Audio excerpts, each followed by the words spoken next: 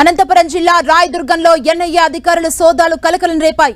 నాగులబావి వీధిలోని retired head master Abdul ఇంట్లో NIA అధికారులు సోదాలు చేస్తున్నారు. అబ్దుల్ ఇద్దరు కుమారులు బెంగళూరులో నివాసం ఉంటున్నారు. కొంతకాలంగా అబ్దుల్ కుమారులు కనిపించకపోవడంతో ఎన్ఐఏ అధికారులు అనేక అనుమానాలు వ్యక్తం చేస్తున్నారు. అబ్దుల్ ఇంట్లో తనిఖీలు చేస్తున్న ఎన్ఐఏ అధికారులు ఉగ్రవాదులతో లింకులపై ఆరా తీస్తున్నారు.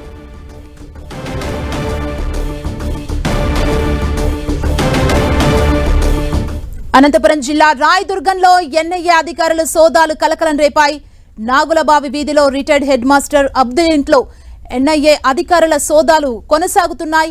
ఇదే అంశానికి సంబంధించి మరింత సమాచారం మా ప్రతినిధి జగదీష్ అందిస్తారు. జగదీష్, అనంతపురం జిల్లా రాయదుర్గం పట్టణంలో ఎన్ఐఏ అధికారుల సోదాలు కలకలం రేపాయి. అర్ధరాత్రి 1:30-2 సమయంలో ఎన్ఐఏ అధికారులు రాయదుర్గం పట్టణంలోని రిటైర్డ్ హెడ్ మాస్టర్ అబ్దుల్ ఇంటికి స్వాధీనం చేస్తున్నారు. ఇంట్లోకి వెళ్లి అతని ఇద్దరు కొడుకులు ఉన్నారు.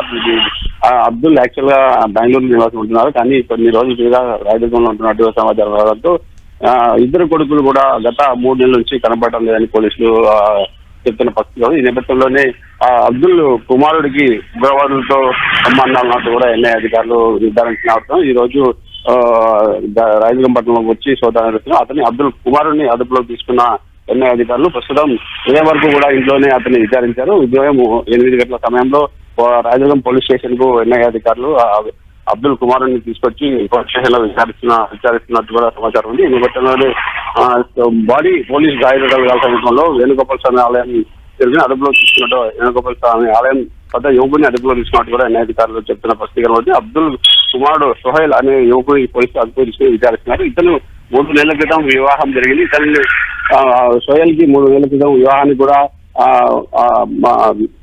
కూడా వాళ్ళని ఆహ్వానించినట్టు కూడా సమాచారం ఉంది.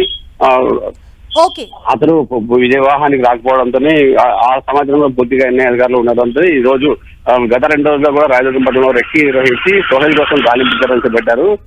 అనంతరం రాత్రి ఇంట్లో ఉన్నట్టు గుర్తించిన ఎన్ఐఏ అధికారులు అర్ధరాత్రి సమయంలో రాయదుర్గం పట్టణానికి చేరుకొని అక్కడ ఒక 6 మంది ఎన్ఐఏ టీం వచ్చేసి ఆ 6 మంది అధికారులు కూడా అర్ధరాత్రి నుంచి సోహైల్ ను తన ఇంట్లోనే విచారించి ఉదయం 8 గంటల ప్రాంతం పోలీస్ స్టేషన్ తీసుకెళ్తే పోలీస్ స్టేషన్ లో కూడా ఇంకా విచారణ కొనసాగుతుంది. ఇతనికి ఎవరెవరితో సంబంధాలు ఎలాంటి ఉగ్రవాదులతో సంబంధం ఉన్నాయి, ఇతను సోహైల్ కి ఉగ్రవాది పెళ్లికి కూడా ఆహ్వానించాడు. ఉగ్రవాది వాళ్ళు పెళ్లికి రాకపోవడంతో అక్కడ పెద్ద ప్రమాదం తప్పిందని కూడా పోలీసులు చెప్తున్న పరిస్థితి ఉంటుంది. ఎందుకంటే ఇంకా ఎవరెవరితో సంబంధం ఉన్నాయి, ఎక్కడెక్కడ ఇతను ఎవరెవరితో కలిశాడు, ఎక్కడెక్కడ ఎవరెవరితో మాట్లాడాడు అనే విధంగా అతని ఫోన్లు కూడా హ్యాండ్ చేసుకుని పూర్తిగా విచారణ చేస్తున్నట్టు కూడా ఎన్ఐఏ అధికారులు పోలీస్ స్టేషన్ లో ఇంకా విచారణ కొనసాగుతుందని చెప్పొచ్చు.